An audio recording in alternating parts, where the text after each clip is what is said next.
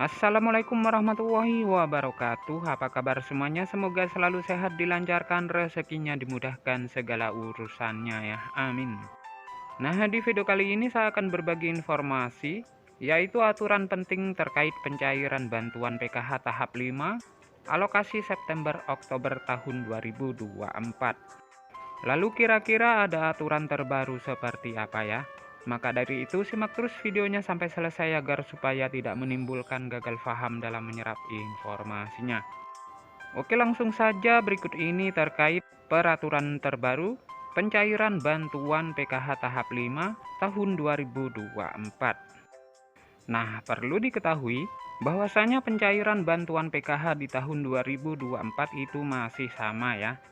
Pencairannya melalui kartu KKS dan nominalnya pun bisa berbeda-beda ya, tergantung komponen yang dimiliki.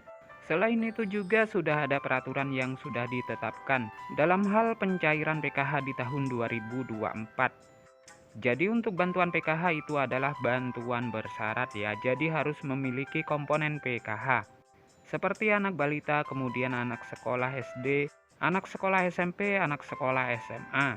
Kemudian penyandang disabilitas berat dan juga komponen PKH lansia serta komponen ibu hamil.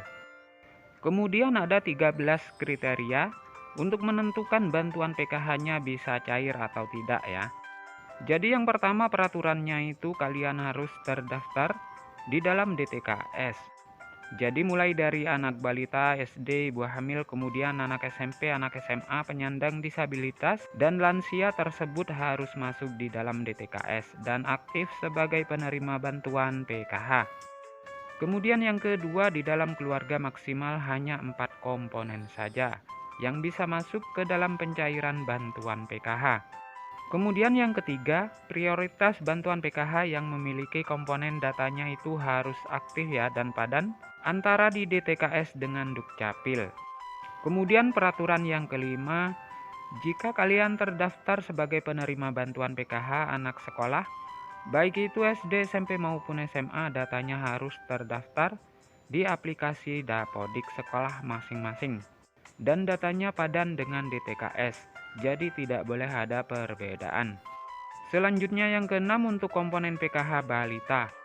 Yang disebut sebagai komponen PKH balita itu adalah hingga anak yang kedua saja ya. Nah, apabila ada balita ketiga ataupun balita keempat dan seterusnya, maka sudah tidak dapat dibilang penerima bantuan PKH lagi ya. Karena dibatasi sampai balita kedua saja.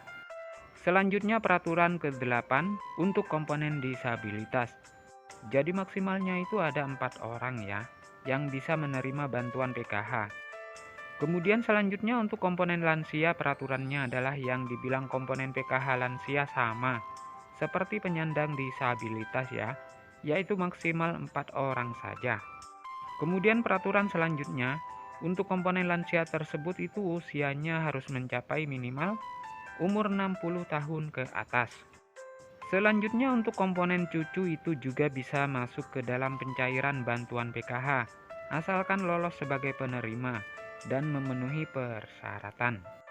Kemudian peraturan selanjutnya untuk komponen ibu hamil.